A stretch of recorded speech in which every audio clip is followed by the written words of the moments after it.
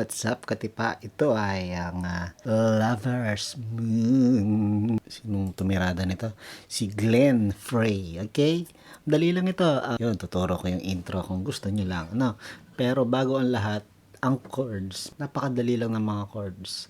G, merong E minor. Dito, magagamit natin yung E minor na merong meron third fret sa second string, ganyan. Parang E minor 7 na rin ang dating, pero basta E minor na andyan sa screen, ha. And then C. Okay, C, dali lang, no. Meron ding Makate. D, katipa, D. Okay. Ngayon, itong kantang ito, pwede mo ring either D or D7. Masarap din pakinggan ang D7 dito eh. Sarap pakinggan sa kantang ito. Okay? At meron pang isa, huwag natin kalilimutan ang A minor 7. Okay? Yan ang mga chords. Tapos, ganito. Ituro ko muna yung patterns. Dalawa ang pattern nito eh. Magkahawig yung dalawang pattern, so aalamin mo lang kung saan papasok yung dalawang yan. Pattern 1, G, 1 and 2 and E minor, 2 and C and 2 and D and 2 and yan ang ating pattern 1. And pattern 2 ay papalitan mo lang ang C ng A minor 7. Okay? Ganun lang. Yung pattern 2. So, pattern 2, 1 and 2 and 1 and 2 and 1 and 2 and ayan na. Ginawa kong D7. Sarap pakinggan, di ba? Parang ito, paano strumming? Ayan na nga ang tempo, i-invento mo na ang strumming mo. Andyan na yung sinabi ko na kung paano bilangin, di ba? 1 and 2 and 1 and 2 and 1 and 2 and 1 and 2. Ano bang pwedeng gawin do sa 1 and 2 na yon ng kamay mo para i-strumming? Di ba pwedeng 1 and 2 rin? 1 and 2 and 1, di ba? Kung gusto mo pa mas mabilis,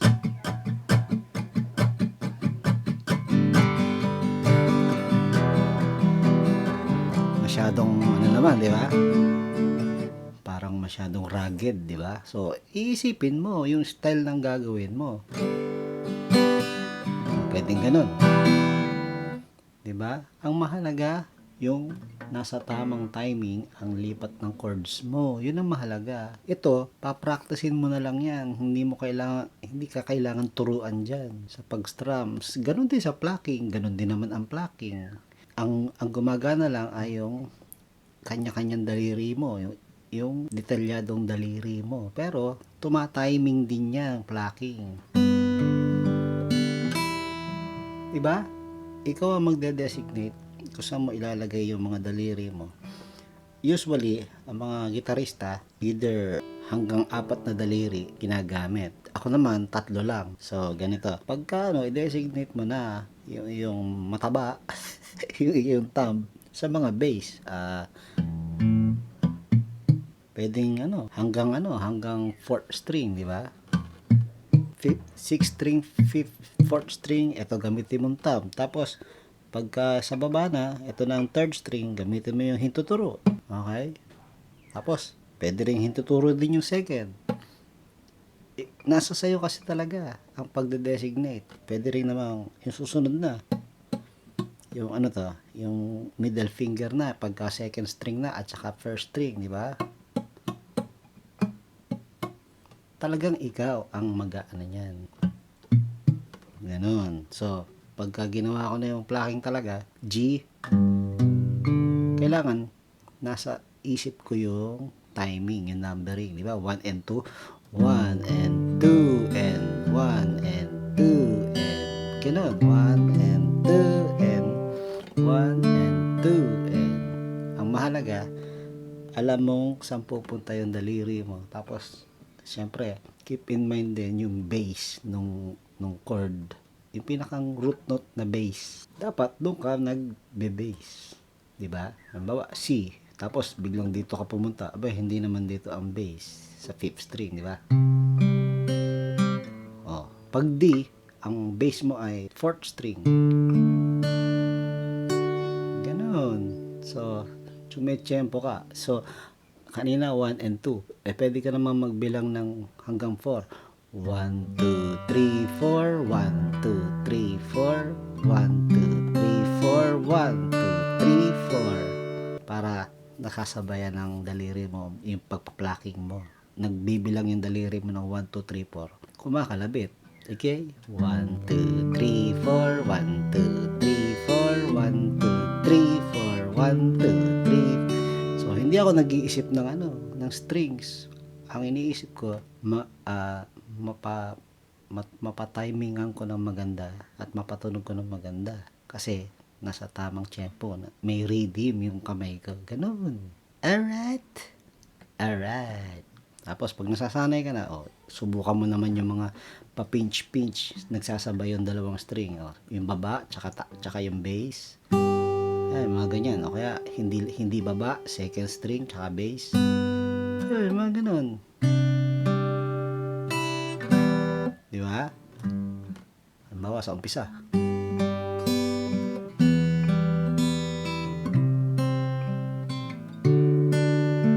Pakurot-kurot. Nagsasabay naman yung dalawang strings. Ganyan ang pagiging gitarista. Hindi yung lagi na lang naghahanap ng pattern.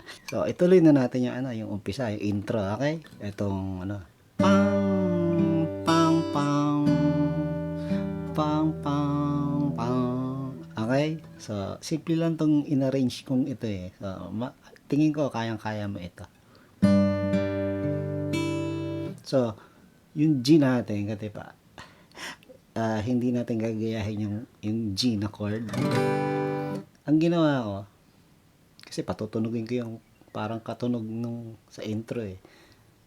Instead na ang first string sa 3rd fret, naging open siya. Ang second string ang may 3rd fret.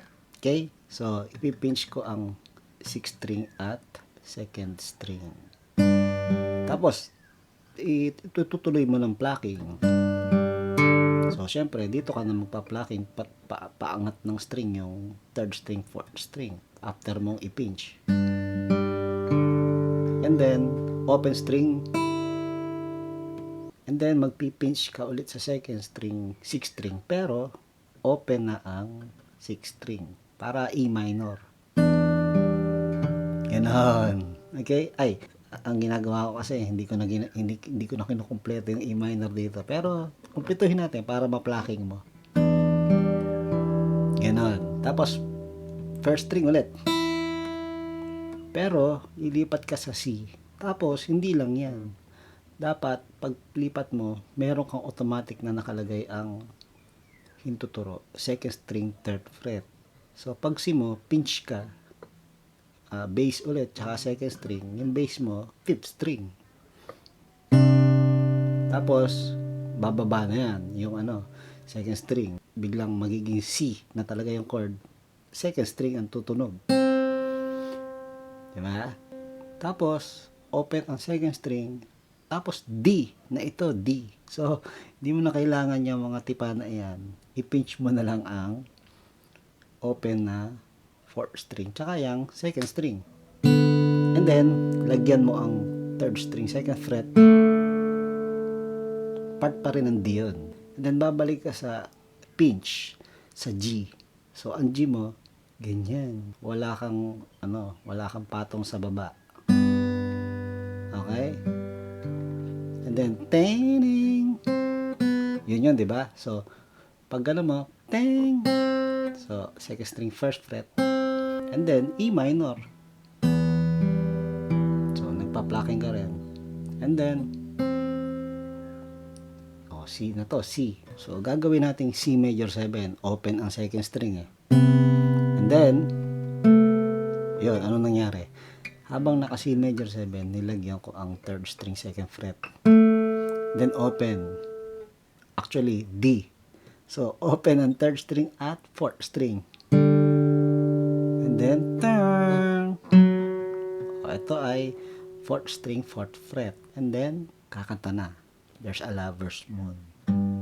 There, na-gets? Yun. Yun yung simpleng intro, katipa. So, dahan-dahanin natin.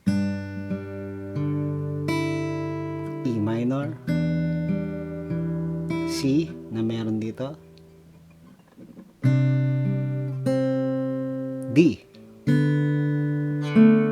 Oh, ibang G na. Oh, E minor. C major 7. Tapos dito. And then yung D. Alright. There's a lover's moon. There's a lover's moon. Okay? Alright. Another demo. Tuloy-tuloy na.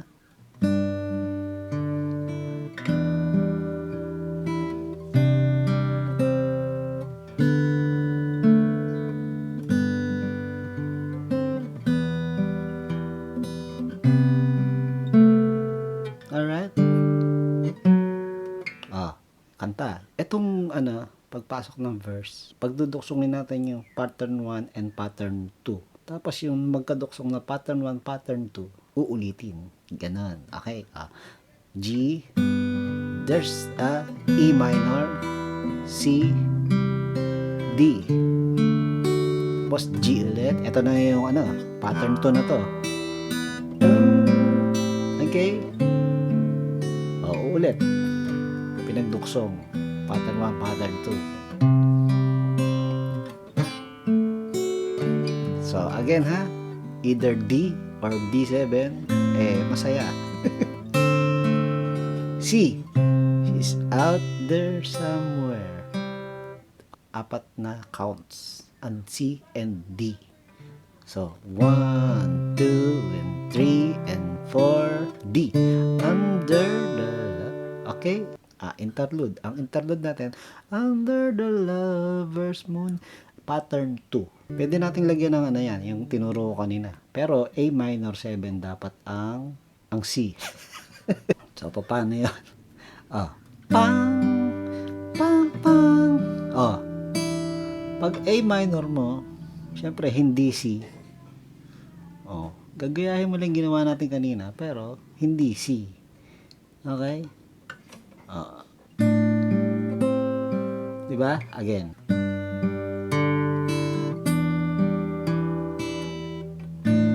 Diba? Hindi ko ginawang C, A minor 7 na merong.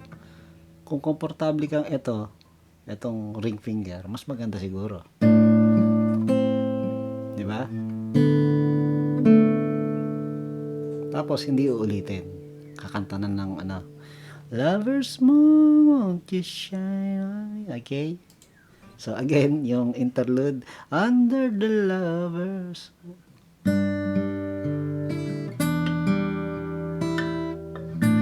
Ayan. Alright? Lover's moon, won't you shine on me? Won't you shine? Pattern 1 na 2 beses. Lover's moon, won't you shine on me? Pangalawa. Susunod na pattern 2, 2 beses din.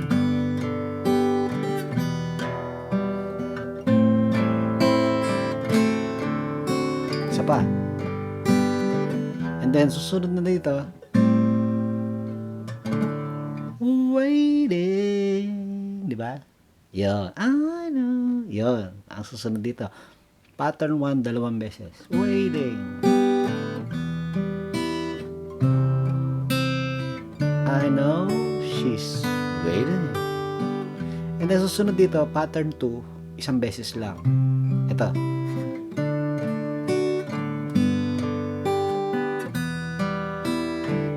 Under the lovers. Parang yung nag-intro tayo, okay? Pero, madadagdagan ito ng itong interlude dito.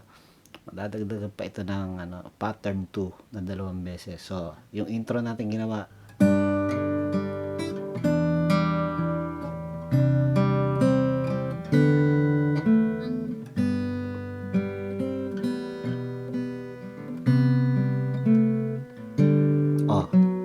pattern 2. Tapos, kakanta. Ito ay parang another verse. There's a lover's moon tonight. And then, after nun, and she's waiting. Itong she's waiting, ay humaba yung yung under the lover's moon, di ba? And she's, pattern 1. I know she's waiting. Yung susunod, pattern 2, dalawang beses. She wait for me under the lover's moon. Ulit. Yan. A minor 7, lover's moon. Yan na.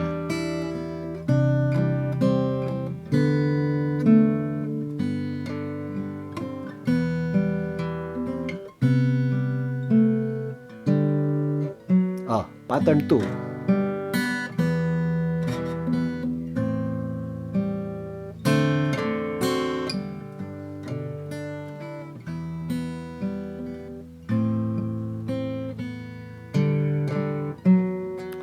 Ginawa ko na rin. Tapos, ending mo na sa G, di ba? Kung gusto mo na matapos. Pwede kasing ulit-ulitin eh. Alright? Ayun. Lover's Moon. Para sa inyo, mga lovers. Alright? Okay. Paring done here. Appear.